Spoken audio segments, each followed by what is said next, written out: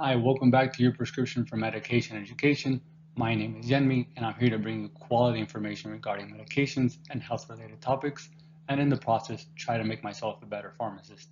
Today, I'll be starting the obesity topic. I hope you enjoy it. So far, I've found it very interesting. Anyways, let me begin.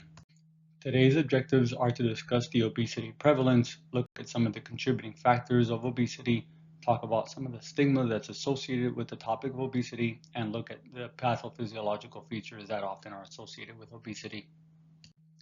The World Health Organization first classified obesity as a disease in 1948. More than 40% of US adults and nearly 20% of children are affected by obesity. Obesity is more prevalent among certain races and ethnicities.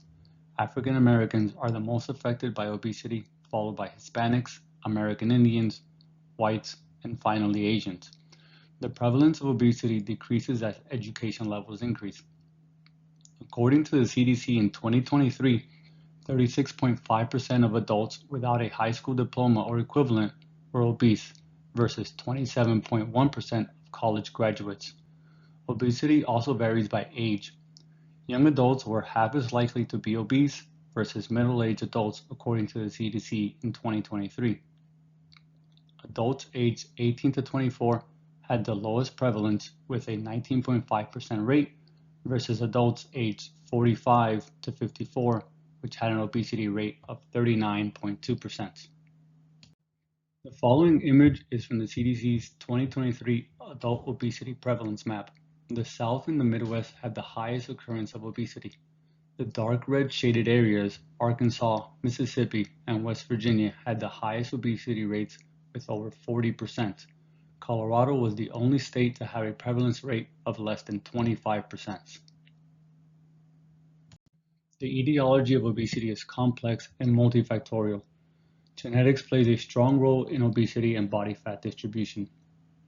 It's estimated that between 40 and 70% of the variance in BMI and body fat distribution is due to genetics. This helps explain why some individuals gain weight easier than others when exposed to similar conditions.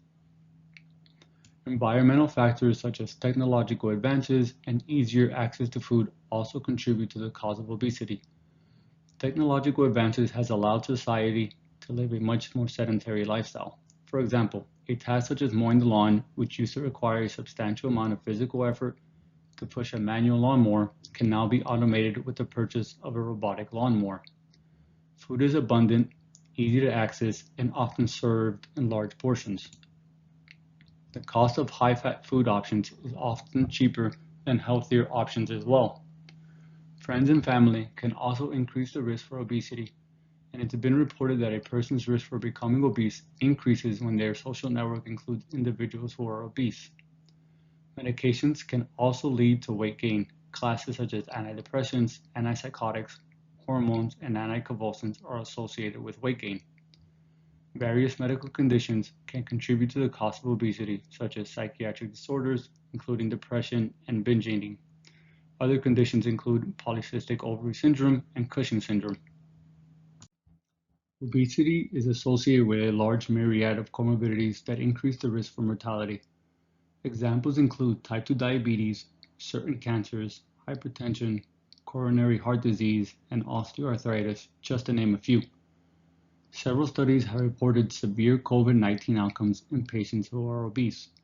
One study by Folks et al. Linked the severe outcomes to obesity-associated systemic inflammation, which the authors supported by the higher circulating C-reactant protein levels. Obesity and overweight are associated with an increased risk for all-cause mortality. The greater the BMI, the greater the risk for cardiovascular disease, type 2 diabetes, and all-cause mortality in both men and women. There is the obesity paradox, which is an unexpected observation that has shown favorable prognosis in certain conditions with moderately increased BMI versus a lower BMI. Although obesity negatively impacts patients' daily life, healthcare providers often fail to address obesity with their patients because of a lack of clinician comfort in discussing it.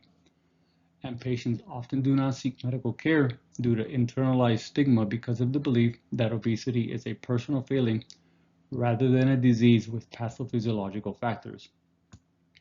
Healthcare providers should adopt an effective yet sensitive approach to discuss obesity as a disease with their patients.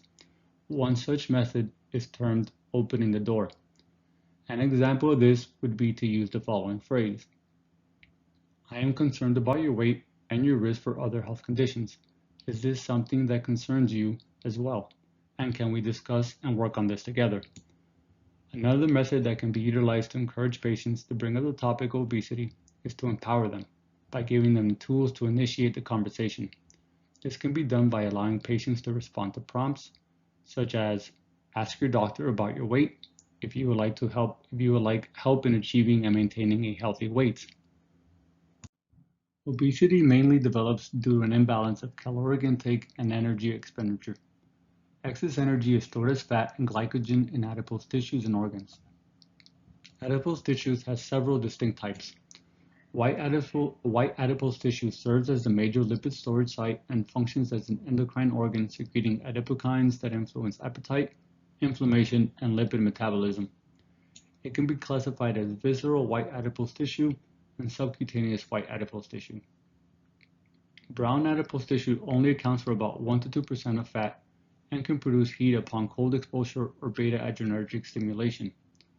People with obesity are often in a low-grade inflammatory state. Adipose tissue recruits immune cells, especially macrophages, which release pro-inflammatory cytokines such as tumor necrosis factor alpha, interleukin-6, interleukin-8.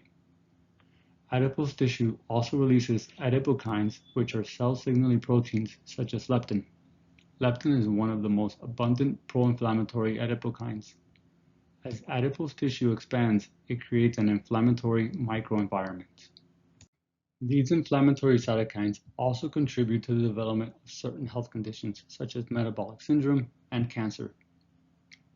Patients with obesity also have elevated levels of free fatty acid, which occurs from the hydrolysis of triglycerides within the adipocytes, which also leads to higher levels of vascular endothelial growth factor A and vimentin, which promote tumor initiation and growth.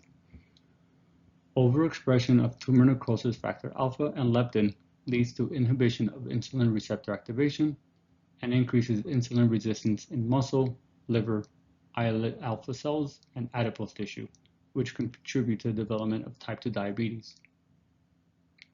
Obesity also leads to the accumulation of lipids in the liver, skeletal muscle, epicardial, and perivascular tissue. Buildup of lipids in the epicardial and perivascular region leads to hypoxia, tissue dysfunction, and macrophage infiltration, which further triggers inflammatory mediators that are associated with the development of cardiovascular disease. Lipid accumulation can also occur in hepatocytes in the form of lipid droplets, a process referred to as steatosis, which can damage liver tissue. Over time, this can lead to liver disease, such as non-alcoholic liver disease, steatohepatitis, and cirrhosis. Obesity can lead to mechanical stress on connective tissue, organs, and the upper airway by altering skeletal alignment, deconditioning muscles, and increasing mechanical load. It's theorized that the increase in adipose tissue increases intra-abdominal and intrathoracic compressive forces, which contribute to perirenal compression and hypertension. These same forces also alter upper airway structure and load, causing decreased pulmonary function. And that was your dose for medication education. I do hope you enjoyed part 1 of my obesity topic. If you did, please consider subscribing and liking my videos. And as always, I'm always open for any feedback or any comments. Thank you, have a great day, and the references are to follow.